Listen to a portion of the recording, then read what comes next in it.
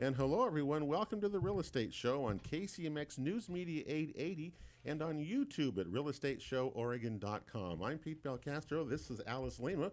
We're both real estate brokers at John L. Scott in Southern Oregon. We get together once a week to talk about our favorite topic, which is real estate. And what better way to do it again here in September, right? It's a big time of the year. Holidays over, football started, and school is in session, so drive slow. And lots of people are out, a lot of activity going on. With us today is Christopher Deame, and Christopher is a painter.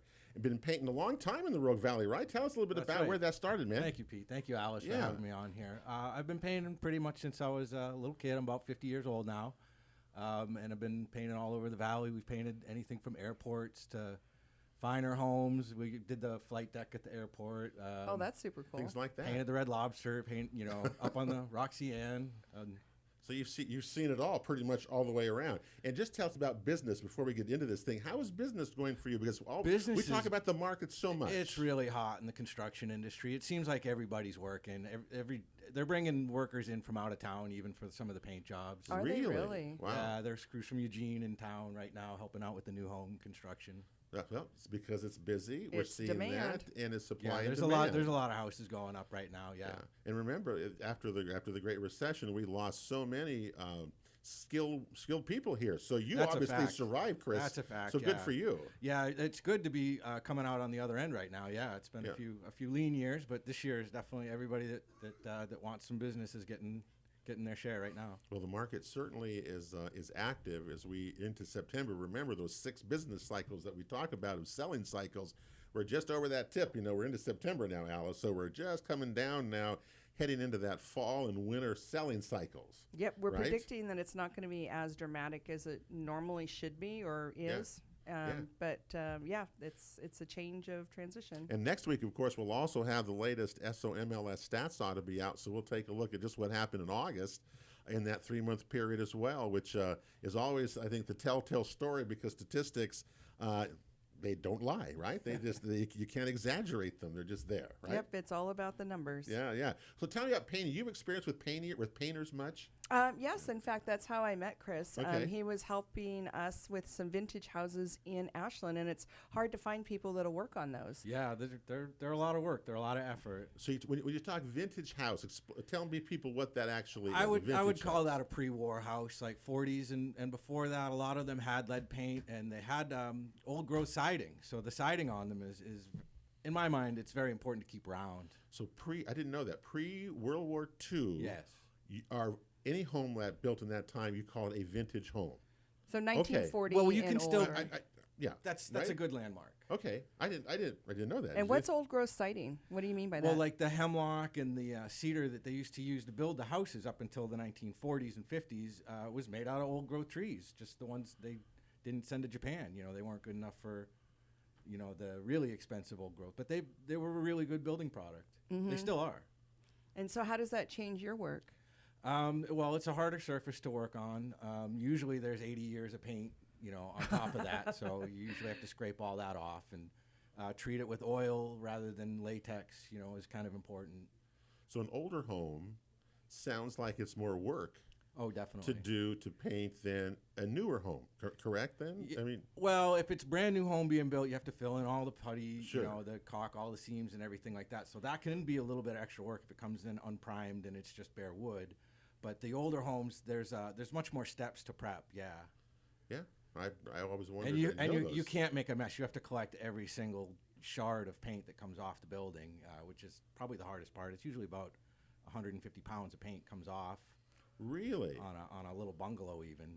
Yeah, it's a lot. So if I've got a vintage home, you might get this straight in that. So if I've got a vintage home and I would want it painted, you would come in and strip the old paint off of it. Is that correct then? As much as we can.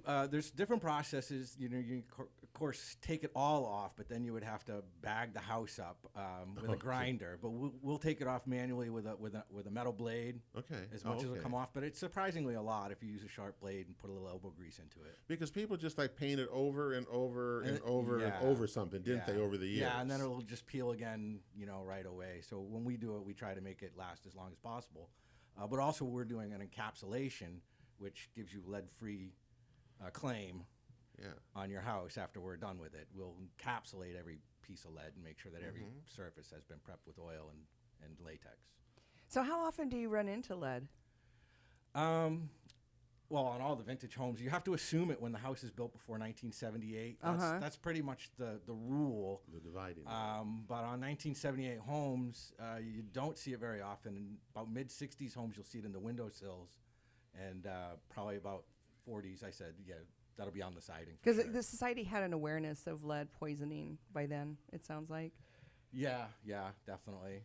Maybe it wasn't the cheapest thing anymore. Who knows? So what was the thing about lead? I mean, it's very durable. What made lead such a thing in paint? Well, it's a malleable metal, which means it bends very easily. So it would mold to shapes, and then when the paint around it dried, it would hold its shape, almost like like gilded in lead. Okay, you know, you would enshrine your house in lead, and nothing would hurt it after that. And it lasts forever. That's what we painted with since it was created until 1978, kind of thing. Roughly, that was the paint. It's still in use today, but it can't be used in residential construction. But where would it be used at? Boats, the bottoms of boats. Oh, really? Okay. Yeah, it's because it's just such an incredibly. Nothing's ever been invented that's better than it for durability.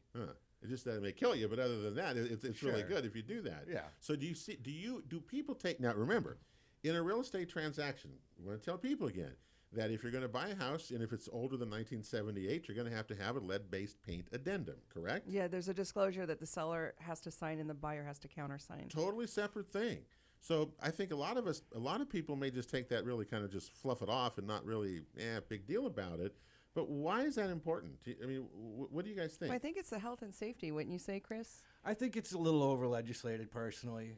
I've gone through all the legislation, and it just seems like something that both sides can always agree on to pass a law about, and so they'll make another lead law next year, and it'll supersede the last one, and you won't notice the difference. You won't notice the difference. Now, one of the options, again, you have as the buyer in this transaction on the lead-based paint thing is that you have the option, you're going to mark a box, I'm going to waive my right to have a lead-based paint inspection or test, right? Or I can have a test. My question is, how many people have you ever had that happen in your experiences? Okay, oh, Chris, yeah. Tell me. Okay, plenty of people test their houses. They for lead. do. They okay. almost always. What's find that look like? It's you find it at the hardware store. It looks like a little vial with a Q-tip, felt tip on one end, and you break the vial, and it lets the water. It looks like water through, and it'll turn red in the presence of lead. So it's a swab. So I can do my own test at home. Absolutely. Everybody can do their own. I didn't even know that one either. Wow. Did you know that? No, I comes with instructions and. Okay, so I can if I have.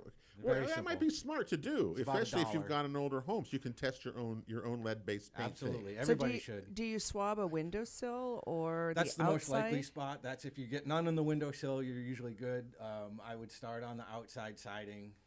If you have lead there, then you would be concerned about having it on the inside of the house. Outside of the house, it's not much of a concern. Does the paint have to be broken or disturbed? A little bit. Oh, it does. You scratch okay. the surface to get it. past the top layer, and you get down to the actual siding because the lead will leach into the wood. Even if the paint's fallen off a long time ago, there'll still be lead. Oh, residue, interesting. and it'll show up on a lead test. So you can do but if you did that if you marked the transaction, Alice, what would happen then? The way Chris is describing the test, you can do it yourself. Would that be good enough to do? Would that satisfy if you marked, I'm going to do the test on the addendum, the lead-based Well, that's a paint good addendum? question because usually don't we want Nielsen Lab or somebody like that, some environmental person involved? It wouldn't be necessary. I mean, it's pretty clear indication. Well, that's good to know. I mean, I did not know that. I think it's something that needs to be kind of discussed further because. Right. Well, that's why they made the law that if the house is 1978, then the transaction should consider it as de facto. Yeah. So then there's you can't say I didn't know. We used to do a lot of times. We had to have consent from the homeowner to do a lead job, and if they said I didn't know there was any lead in my house, we didn't have to do a lead treatment. But now the law says, as a third party, we have to do a lead treatment on any house that's under 1978 and treat it as if it's lead, just so that there's no. Just to assume. Because people used to lie all the time about it. Now, but can't I just claim ignorance? Rather. Okay, but if I've got an old house, okay, tell me this one again. Would you go in because you've done this? You've bought a lot of places like this. Can I just go in and just paint over the lead-based paint? Am I safe there? Am I good there? Or tell me what I should do there. Legally, the homeowner can do whatever they want. If you own the property, you don't need anybody's permission to do any style of lead renovation you want. But if you hire a professional licensed contractor, they have to collect all the paint chips within 10 feet, and and make an effort to encapsulate the lead so that you can't get it off easily. Okay. And are there special air cleaner purify on the job site? Yeah, Let's HEPA talk about filter. that. My favorite is the Fest tool. A little plug, shameless plug for the company. They make an excellent vacuum cleaner with a HEPA filter, and it attaches to sanders and grinders, and they have a shroud. I bet that's nice, huh? It makes life a lot easier, yeah. And so if you're using that, you're well within you can actually grind all the paint off. Yeah. Well, I mean, but it's inexpensive, you know. Yeah. Option. Well, so many people have vintage homes. And, well, here in Southern Oregon, don't we have mostly older homes? Well, we have a lot of them, Yeah. and I've never known some of these things that you're talking about in dealing with lead-based paint. And you're right. It is something that people do bring up, don't they? Well, because of the health and safety issues, if it becomes airborne, isn't that the concern?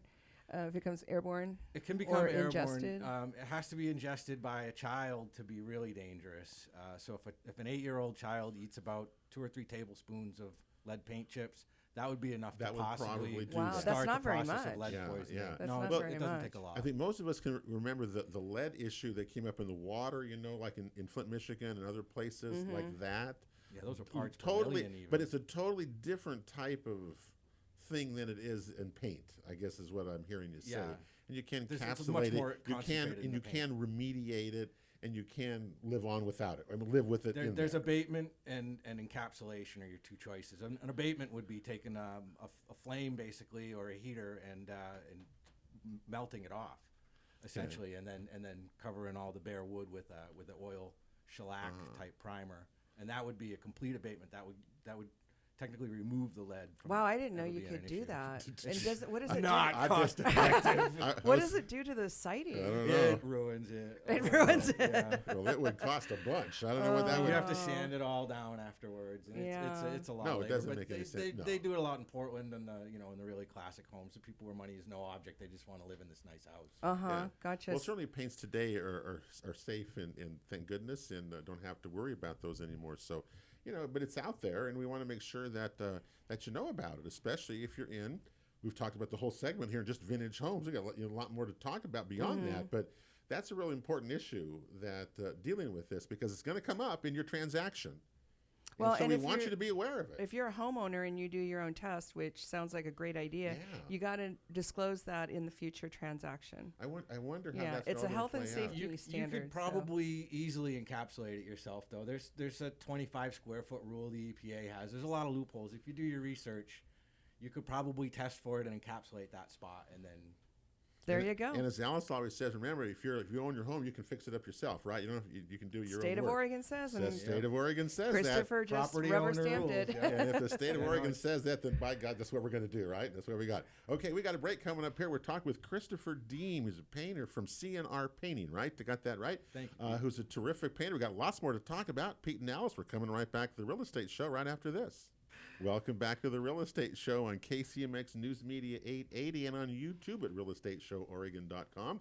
Pete Belcastro and Alice Lema here with you today, and thanks for joining us here. We're rolling along in September. My goodness, already along. So I have a question for you, okay? I always try to trick you once in a while. See, she's so smart. She knows all this stuff. Okay. Now I'm scared. And by the way, we're with Christopher Deame from CnR Painting. We're talking to that, but I got both of you guys to figure this out.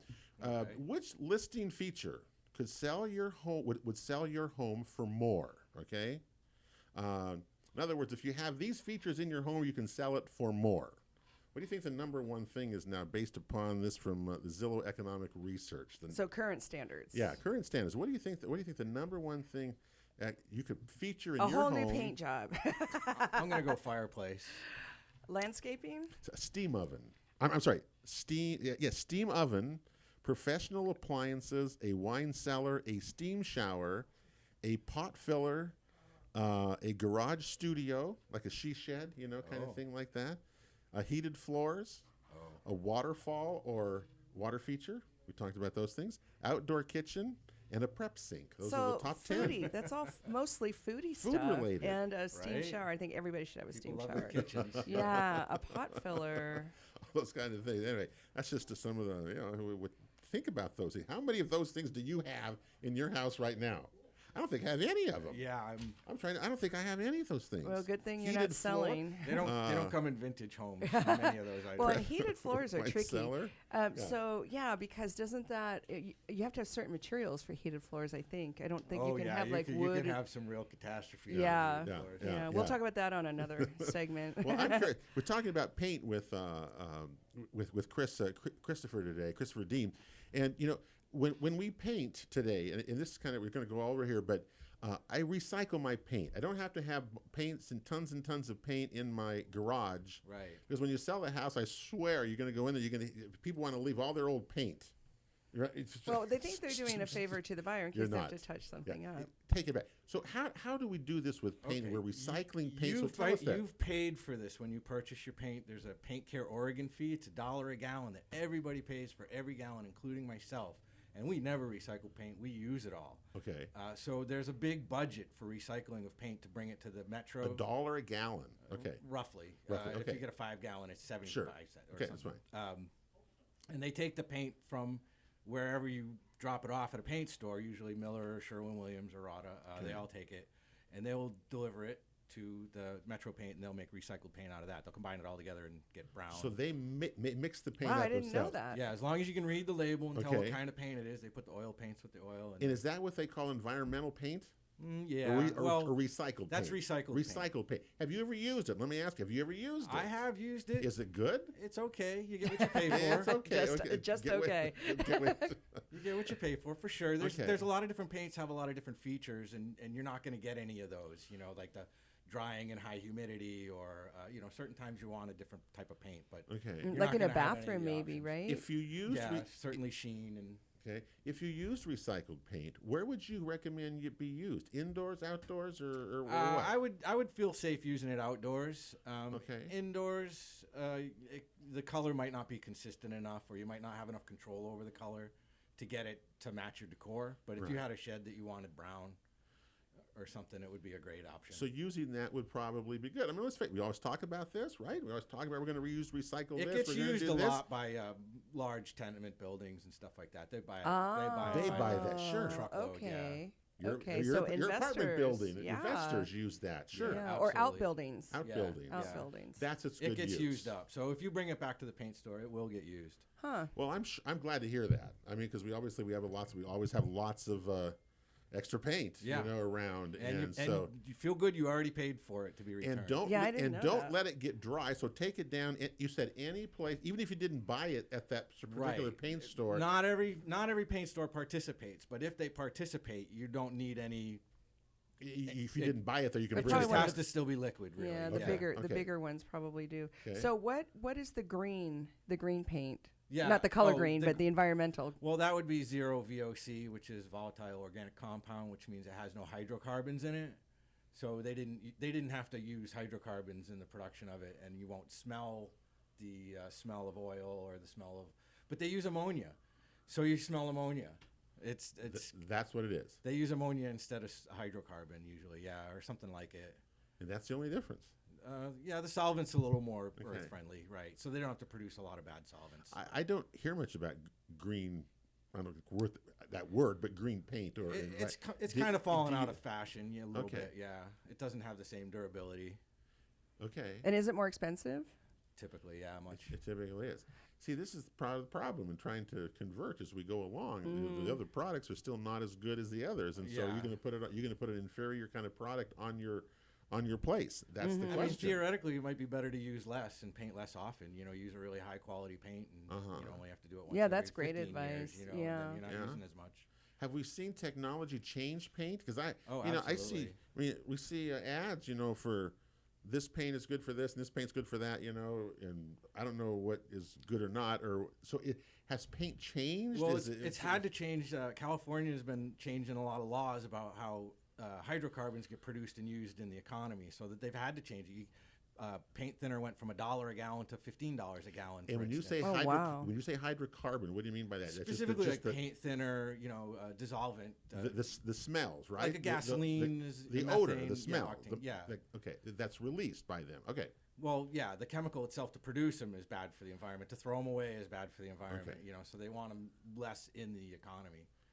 So they've come up with some ingenious ways. They emulsify the oil in water, and so it's kind of like salad dressing gets mixed up. And then when the water dries up, you're just left with the oil. Oh, wow. But it'll wash up with water. Interesting. That's fascinating. Yeah, it's called waterborne alkyd. And what would you use that for? It's great for trim, and it takes a okay. little longer to dry, but I mean it dries really quick, but it takes a long time to cure to its hardness. But it's good for trim and cabinets, and they have waterborne varnishes that are great for clear coating and going over stained, and even furniture, outdoor furniture, indoor furniture, teak. So are you saying you can put some clear coats on wood that's slightly damaged or stained, and you can kind of even that? Oh, absolutely. Really? Yeah, How does that work? Well, the varnishes have a lot of really heavy solvents in them, so they'll kind of eat away the old finish a little bit and mellow it out. So if you had some scratches or something like that, you just give it a little bit of a sand and then hit it with one of these, modern waterborne varnishes, and it'll eat away the old finish, and then it'll get down to stain. And then Wow. you can kind of work it around again. It'll reactivate it back to what it Yeah, was. because some of the cabinetry Yeah. and wood trim, we don't see a lot of wood trim in the newer houses, but the older 60s and 70s and maybe some 80s, that finish is wearing away, and you're starting to see a little raw wood, or the finish is just gone and it's noticeable. You can bring that back. That's a lot of fun to do. So you don't have to do all new cabinets No. necessarily. No, well, I mean, if you want them, I mean, actually the wood is usually better from those times. Mm-hmm. So you probably have a higher quality cabinet if it was built 50 years ago. Yeah, and probably you just higher refinish it. cabinet door jambs and window It's installed sills. better. It's straight up and down. They scribed it to the wall. They didn't use shims. They knew what they were doing. They fit the wood to the house back then, so it makes a lot of sense to try and save some of these. Well, that's a great idea. The doors, they'll never be doors built like they were then. They'll never be built like that again. Yeah. They'll never be hung like that again. They were all done by hand, and it was quite a process. Mm-hmm. No, we're talking painting, and look at the variety of painting. You talk about how many different applications it actually takes in a home. Oh yeah, It's everywhere. just when you start thinking of it. I never run out of things to paint. You never would run out. Okay, speaking of that, what about decks? I mean, we got how many people that we know we sell? We got decks all over the place. I've heard. I had my own deck. That's a real trouble spot for a lot of people. Okay, why is it such a trouble the rule spot? of thumb in Southern Oregon is if it's horizontal and uncovered, it's not going to have anything stick to it. Horizontal and that's my deck I'm going to walk on. Yeah, it's and the uncovered. sun and the rain and the temperature change is just going to really do it in. So the synthetic decking is getting really popular, but if you want to do it, you really got to use oil. You really got to take the old finish off as much as you can, and don't stack up your layers of stain. Yeah, because that's what. Then they'll start peeling like crazy. Yeah. Yeah. Well, go ahead. Then the wood gets damaged. See, that's the other thing is if you let those things go, then it starts damaging the deck or the outside or the siding. But if you have wood decks, I mean, they're very built to be replaced. The all the way down to the framing. The wood can be the planks can be just replaced. take the board out. Take the board out and redo it. So I wouldn't really, worry too much. If I have a high density species of wood, it'll be like teak. It'll be replaced less. Yeah. You'll need less finish. Yeah. What are some of the other high density woods? What's that? There are all those Brazilian type woods. I'm trying to remember that. Those are those things out of the Amazon rainforest we Yeah, don't yeah, want yeah. anymore. Probably shouldn't be using that I don't anymore. want to talk about that. But funny's no object. But back, where I'm from in Northern California, everybody had a redwood deck. Those are nice. And they weren't very fussy. And or cedar. Yeah, but they were replaceable boards. People would replace those boards every few years. You would replace a couple boards. I've had people say that I'm just going to paint on it on the deck.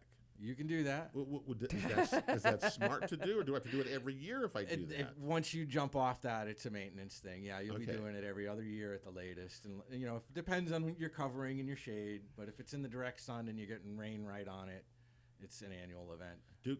Can I paint my fake deck? Absolutely. And will that last and work? Yeah. Really? Those Trex decks, they stain up nice. They work good. You stain on them, not a paint, right? You could use paint. I wouldn't recommend anything that's horizontal. I wouldn't paint. I would use stain. They have solid stains that look like paint. You can stain it blue. You can stain it green. I didn't know you could stain Trex. Yeah, and for people who are listening, Trex is a human-made material. Plastic. We used to joke it was made out of milk jugs and sawdust. It's part plastic, part Patagonia jacket. But it doesn't get hot under your feet. It can rot if it's not covered. If it's not painted or maintained. Yeah. Really? It'll disintegrate? It'll rot But too, you can yeah. stain it or But paint it lasts it. a lot longer. Decks are they're temporary. See, Yeah, I don't Unless think they're covered. anybody. If you have a covered homeowner- deck, all the old houses have covered decks for a reason, you know, Yeah, because yeah. they wanted them to last. I remember. And they built them out of mahogany, you know. So I remember an old guy told me once. He said, if God wanted wood to be flat, it would have grown trees this way instead of this way. You know that? It made sense then, and it still does today. yeah, when you use it, there's only softwoods pretty much being used for decks, and this, Yeah. you know, put a softwood in the sun, and you know, Yeah. it's got a timestamp on it. Yeah, right I just away. don't think homeowners realize that. I don't think they look at decks as being disposable and replaceable that often. That's a big eye opener. You know, one of the houses we're doing now, they're having cantilever deck, and I mean, their deck's going to last a lot longer. They're Sure. cantilevering it off of the house, and so the framing's going to be more rigid, and so it's going to take the twist of the sun and resist it. You know, there's things you can do to fortify your deck, but if you have a minimally framed deck, you're not going to get a lot of Good to know. years. And out you're going of to it. have to replace this way more so than the things going this way. The On horizontal. those decks. Remember, on those Absolutely. decks, you know, the railings work pretty well. Yeah, Yeah. stay They together. last longer than the flat part of those decks. But we love our decks. Oh yeah. And in houses, and value of property increases with a beautiful deck, right? Well, and just livability. You're going to really enjoy our Southern Oregon outdoor, Outdoors, yeah, right? That's entertaining. It's what we all do. I mean, we've seen some beautiful, beautiful decks as we show property over time. There's some gorgeous places that many of you have. Maintaining them, however, is really important to keep them that way and keep the value of your house going. That's what we talk about. We got a break coming up here. We're talking with Chris Deame from CnR Painting here on the Real Estate Show. Pete and Alice coming right back. We got one more segment to go. Don't forget, check out any of our past shows at realestateshoworegon.com. We're coming right back right after this. Welcome back to the Real Estate Show on KCMX News Media 880. Pete Belcastro and Alice Lema here today with you. And thanks for joining us on the radio and on YouTube. Appreciate that as well. We're talking today about painting, all sorts of paint stuff with Christopher Deame from CnR Painting, who's been painting, well, you said all your life. Oh, pretty much. I mean, yeah. you've painted just about everything you can imagine. I think my first paid job was 13 years old. Yeah. And we've talked about different types of products that we're learned about today. I've got one. Tell me about spray paint. Spray paint. yeah. The cans, the rattle let's cans. Let's start with the cans. Is that good paint to do? It is. Yeah. Oh, yeah. The stuff you get in the store in the rattle cans. In the cans, yeah, the on cans. the shelf with all the colors on it. Yeah. That stuff works pretty good. You can use it for a lot of different applications. I use it on my kids' bedroom furniture. Because you Okay. can wow. you can use one color and then go with another color and make splotches with a third color and and kind of layer it. It's gonna be a lot of fun. Okay, all right. If I asked you about the difference between enamel or latex, do you know the difference? She Latex, probably I does. think, is water-based, isn't it? And enamel is oil-based. Enamel can be both. Enamel can be both. Latex is always water-based. Latex, I didn't even know that. So latex is always water-based. Or water. We'll call it water soluble for now because Okay. they, So because my question is for you, Chris, is what should I use on my house inside and outside? What are the types of paints that you recommend that you use on the when you're painting a home? typically on the inside walls we'll use a latex, a regular latex paint with a eggshell or a satin finish on it, and on the trim we'll use an enamel. Okay. Usually on the trim. You're talking inside the house still. Yeah, Okay. inside on the doors and the cabinets and everything, we'll use an enamel. You can use a waterborne alkyd if you want to really, Now, why do you do stick it that? up. What's the difference with that? Why do you do that? It sticks a lot better. It gets a lot harder later. Okay. If you can use latex enamel on your trim, and that'll be harder than the latex wall paint Okay. and more durable. But the next step up would be a latex alkyd, a waterborne alkyd, and then Yeah. Well, you like just a varnish after that. Yeah. Okay. That's right. And outside, what do you use? I'm preferential to Sherwin-Williams products because Okay, that's fine. they're very flexible. Okay. So I would use about a $40 paint. There's Lowe's has some good, and Home Depot has some good products too, but about a $35, $40 exterior, dedicated. And it's just exterior paint. It's gonna. Yeah. That's all I really need to know. Exterior on that water-based or latex. Yeah, I would stay away from acrylic paint. Okay, I've seen that. That's acrylic not paint. as durable in my mind. They say it is, but I've just had some Just from side by experience. side. Yeah. Yeah. Good to know. And a lot of houses, if you have the sun beats down on your house for hours and hours, that's going to obviously There's have a certain problem paints too. for that. You know, the Sherwin has a big product line, and so you can ask the paint store rep what's the best for this situation. But if Sure. you want to use a dark color in the sun, you'll have to use like a cashmere product. Okay. But if it's a lighter color, you can use something a little cheaper. But you definitely want to, if you have a dark color in the sun, you definitely want to spend a little extra money. Okay. And Alice talks about color, Oh yeah. right? Well, Color can be a big deal. color can can be a kill big the deal in a deal. house. Yeah. You don't Kill want to be the the deal. Smurf house. Okay. Color. How do we deal with color? How would you deal with color with somebody? Well, it depends on what a person's going to do in their home. If they're going to live there forever and they're sure they're not going to move, they can do whatever they want. If they think they are going to have a sale in the next 3 to 5 years, we usually recommend something neutral. Yeah, there's contemporary colors that are pretty neutral. You know, they're grays, and right now gray's pretty popular. And Gray's popular. What else are the popular colors? well, the light brown and white is coming back on the trim. You know, White trim. white trim is coming back. It went away for a little while, but it's back. Okay. And yeah, green is out. Green is Oh, out. that sage green? Yeah, gone. Gone. Nobody's done it. this Nobody's year. doing, okay. Sage green out. Okay. All right. That's good to know. We get a lot of browns, a lot of light grays. Brown and light gray are probably the two most popular colors this year. Those are different variations of those then. Kind of a chocolate brown Okay. is getting. What's like the a worst? dark. What's the worst color you ever put on a house? It was brown, but it didn't. It was a very dark brown. I've put on some. Oh, there's a house on Columbus Avenue that you might see. It's kind of a teal, shiny, iridescent, blue. And we warned them when we were putting it on. Hey, this is the color we bought for you. This is what they gave us at the paint store. And she said, I love it. And she still loved it.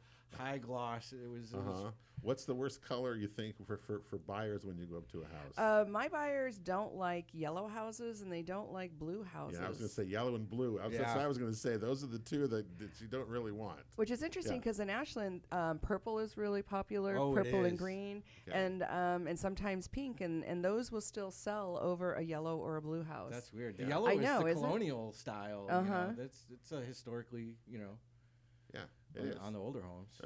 What about the color for the interiors? You said I've heard the word taupe. I mean, there's different colors, but Taupe? Taupe. Yeah, taupe. taupe. It's a reddish. What colors are? It's a reddish light brown, I would call it. Okay. Not anywhere near pink, but it has.